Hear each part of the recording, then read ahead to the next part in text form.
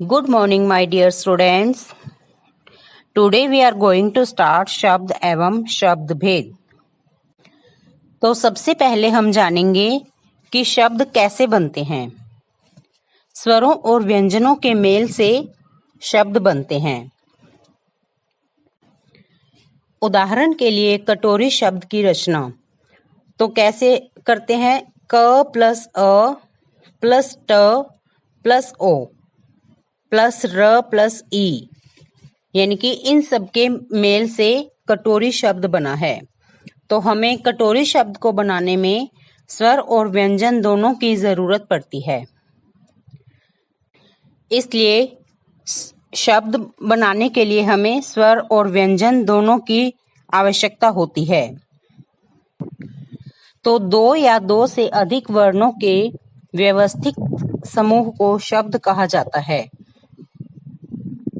जैसे मैंने एक शब्द लिया है कमल, तो इसको अगर हम उल्टा करके लिखते हैं तो लमक शब्द बनता है, परंतु यह कोई शब्द नहीं बना, ना ही इसका कोई अर्थ हुआ। तो इसलिए वर्ण दो या दो से अधिक वर्णों के व्यवस्थित समूह को शब्द कहा जाता है। अब है शब्दों का वर्गीकरण। तो शब्दों का वर्गीकरण चार तरह से किया जाता है। उत्पत्ति या स्रोत के आधार पर, सेकंड रचना के आधार पर, थर्ड शब्द विकार के आधार पर एंड फोर्थ अर्थ के आधार पर। तो फर्स्ट उत्पत्ति या स्रोत के आधार पर शब्दों का वर्गीकरण चार तरह से किया जाता है। फर्स्ट है तत्सम शब्द, सेकंड तद्भव, थर्ड देशज शब्द या देसी शब्द एंड फोर्थ आगत या विदेशी शब्द। तो तत्सम शब्द कौन से होते हैं? तत्सम शब्द संस्कृत के वे शब्द होते हैं जिनका प्रयोग हिंदी भाषा में ज्यों का त्यों यानी कि एज इट इज किया जाता है। जैसे अग्नि, जल, ग्रह, सूर्य, ये सब वर्ड संस्कृत के हैं और इनका यूज हम हिंदी में भी एज इट इज करते हैं। तो यह शब्द तत्सम शब्द हुए। मीन्स संस्कृत के वे शब्द जिनका हिंदी भाषा में हम यूज करते समय इनमें कोई परिवर्तन नहीं होता, वे तत्सम शब्द कहलाते हैं। अब नेक्स्ट है तद्भव शब्द। तद्भव शब्द संस्कृत के वे शब्द होते हैं जिनका हिंदी भाषा में प्रयोग करते समय रूप परिवर्तित हो जाता है। जैसे अग्नि, अग्नि एक तत्सम शब्द है और अगर हम हिंदी में इसका यूज करते हैं आग, तो यह तद्भव शब्द हुआ। अगर तत्सम शब्द लिखेंगे, आग अग्नि शब्द लिखा होगा तो वह तत्सम शब्द होगा, अगर आग लिखा हुआ होगा तो वह तद्भव शब्द होगा। इसी तरह से रात्रि तत्सम शब्द है एंड रात तद्भव शब्द है। सूर्य तत्सम शब्द और सूरज तद्भव शब्द।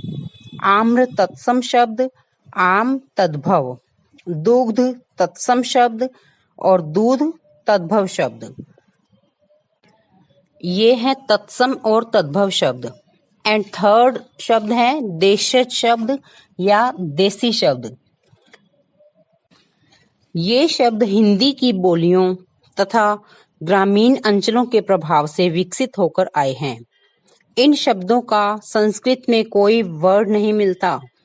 देशी शब्दों के शब्द होते हैं जैसे खटिया, तो खटिया हम चारपाई को बोलते हैं और इस देशी शब्द में इसको बोलते हैं खटिया।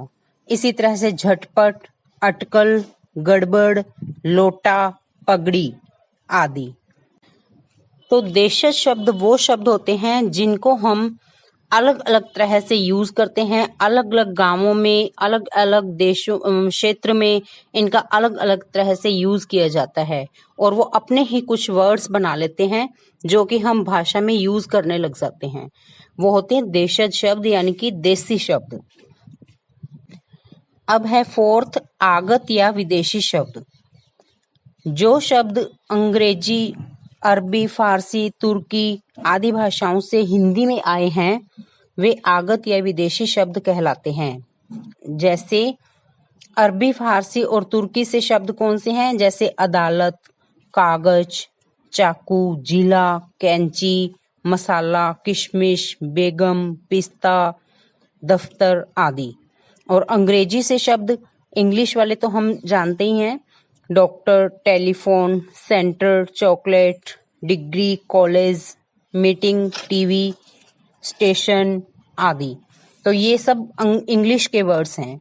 इस तरह से ये सब आगत या विदेशी शब्द कहलाते हैं। Thank you.